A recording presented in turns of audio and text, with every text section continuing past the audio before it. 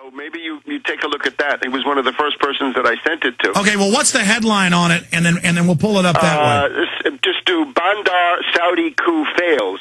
It's up in Bandar Saudi coup fails. Yeah. What does this mean? I mean, in simple terms, it means to have the West trying to overthrow the supposed ally of the Kingdom of Saud. It makes a lot of sense. In other words, if you're looking at the U.S. and the British, the average observer of the caliber of somebody like Bandar would say, well, these people have been my friends, but they're doomed. They're going down. Under Obama, we're going to have hyperinflation. These dollars are going to be worth nothing. And they may say the only way for the Saudi royal family, who are not a very pretty bunch of people, of course. Yeah, we have the headline, In Kingdom, Saudi Princess Coup Fails.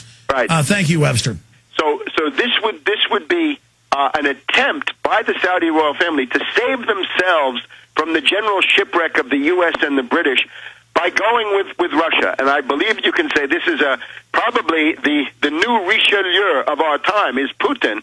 And if Putin is actually doing this could be a master stroke, because Putin can say to them, look, I can give you a better deal on the Middle East, and above all, I'm not going to overthrow you the way the U.S. and the British, generally try to do. My gosh, if you're saying there's a major realignment with Saudi Arabia going with Russia, it's possible.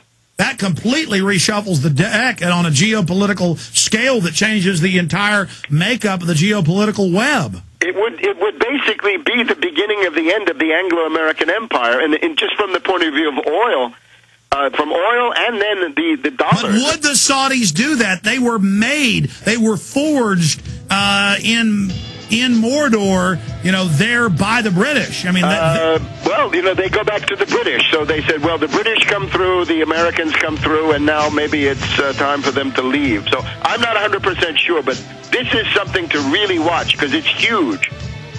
Wow. Okay, Eugenics, straight ahead with Webster, Griffin, Tarpley. We carry, by the way, all three of his books, including his economic book, at Infowars.com. Do you understand how dark it is? How far down the line we are?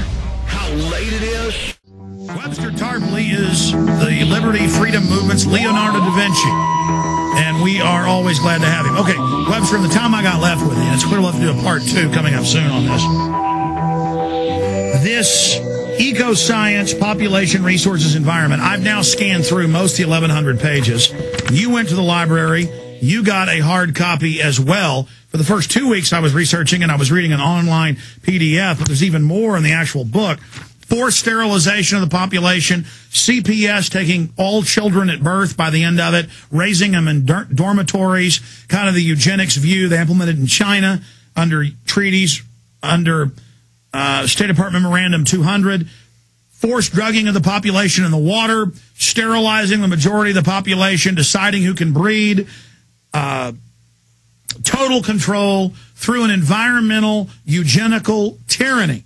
Now, I've read State Department memorandums in the Population Commission from the British, and I've read the 1996 United Nations Biological Diversity Assessment. Everything in this book is in all those documents in pieces. Club of Rome documents, Endgame covers a lot of that.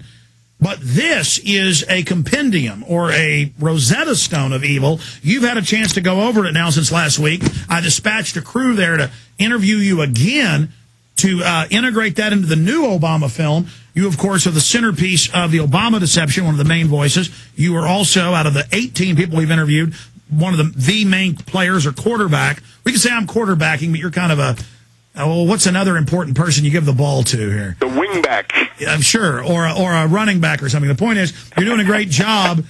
You're doing a great job in the Obama deception. But break this down, because were you as shocked by this blasphemous document as I was? And what's your view? Because to me, they've implemented much of what's in this book written by the White House science czar. How much time do we have on this, Alex? We have T-minus 25 minutes. Okay, wonderful. Well, first of all, I wasn't shocked. I had met some of these people at the United Nations Food Conference in Rome in November of 1974. So that means 35 years ago this year. And for actually just arguing with these people and putting out a few leaflets, I was officially thrown out of the United Nations Food Conference for disrupting it, even though the only thing I wanted to do was to point out that these people were charlatans. So this is the world of Paul Ehrlich, Rene Dumont, Barbara Ward, Rachel Carson. It's sort of this 70s to 80s generation of environmentalist fanatics, absolute kooks, and genocidalists, because that's what they are.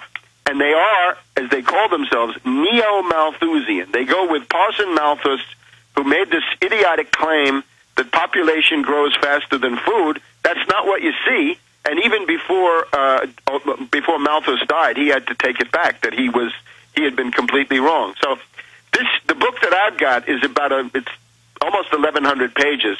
It's a compendium of all the lunacy that they had put together. I've got the edition from 1977, which I believe is the third edition. So it's written by Paul Ehrlich, Ann Ehrlich, and John P. Holdren. So yes, Paul that's Ehrlich, the one I have. We have it right here on TV for people right now. Okay, so Paul Ehrlich, Stanford University, his wife Ann, and then John P. Holdren. Let's get to Holdren in a minute, because John P. Holdren is the powerful official White House science and technology advisor, special assistant to the president. He presides over a big office in the new executive office building, a little bit separate from the White House compound. But he's over there. He's the head of the White House Science and Technology Office, and indeed chairs the White House Council on Science and Technology. It's a very important position. And the fact that we have to face is that a proponent of genocide now occupies this post. He is an absolute Malthusian fanatic. Of course, he's a pessimist, and I think you can call him a totalitarian liberal.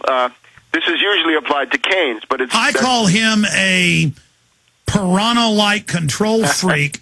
I mean, no. I mean a psychopath, a psychopathic sadist, obsessive-compulsive, anal retentive nut job with delusions of grandeur now acting upon them. Well, yes, I think he qualifies for all that. Now, let me just give you his worldview when we get to some of the specific stuff.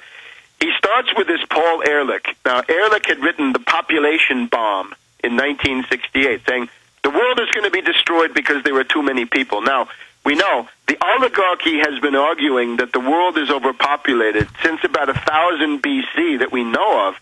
Remember, they say that the reason for the Trojan War was that there were too many people, too many humans pressing down on the breast of Mother Earth. So therefore, you had to have 10 years of war, which killed everybody off. It is the eternal point of view of the oligarchy, and especially this finance oligarchy that we have today. So it's also worth noting that Ehrlich is a total crackpot and charlatan. He says there's a population bomb. Well, what do you see today, right, 40 years later? The population in Europe is falling. The population in Japan is falling. Population in Russia is falling. Population in the U.S. would be falling if it weren't for immigration. And then you look at the yeah, he said there'd be 12 billion right now. We'd all be starving to death. Instead, it's 6.8 billion, and the population is now planing right. It's leveling off. And the West is dying. The West is dying. The West is precisely dying. Dying of pessimism. Dying from cultural pessimism. Dying of these people running things. A lack of the human spirit. A lack of creativity. A lack of life force. These people detest everything good and wholesome that the species is. Yeah, they are nihilistic criminals. Go ahead. In this book, this is expressed by Holdren, and when I say Holdren now, I mean Ehrlich, and Holdren. Holdren says, we don't like this moonshot mentality that the Americans seem to have. The American moonshot mentality for these lunatics is everything evil. In other words, it's the argument that says, well, if you can go to the moon, you can solve these other problems. And I think this is the essence of the scientific optimism, the technological optimism, the can-do production spirit that has animated the United States, which these finance oligarchs hate so much. So they target the moonshot mentality. They don't like growthsmanship, they call it. They call the idea that you can produce your way out of a crisis, they call cornucopianism, that you believe in an internal cornucopia. But let's get down to it. The main thesis is that overpopulation is the source of everything. pollution comes from people, right? People pollute. That's the argument by Ehrlich in the population. And that's why they list carbon dioxide that we put off 2.5 pounds of a day as deadly poison, even though plants breathe it, to make us bad. Club of Rome admit, I'm sure you've seen the document written in 92, that they picked that to make it about us being bad, to make us internalize we're bad, so the state can direct a war against humanity. Yes, but it's being done, of course, in the name of this financier oligarchy, right? It's that they've taken over the state through these different. Look at Henry Paulson; he's one of them in his own writing. Absolutely, he's an environmentalist activist. That's a very, very good point. That guy is green as they come. So you see the financier and the green go together. Now, Ehrlich, therefore, is completely discredited. So all the problems come from population. Now. Sometimes when you do biography, you look at the women. The women in somebody's life are often the key to what they really think. We see this with Obama. But in the case of John P. Holdren, his wife, Cheryl Holdren, is a researcher in her own right.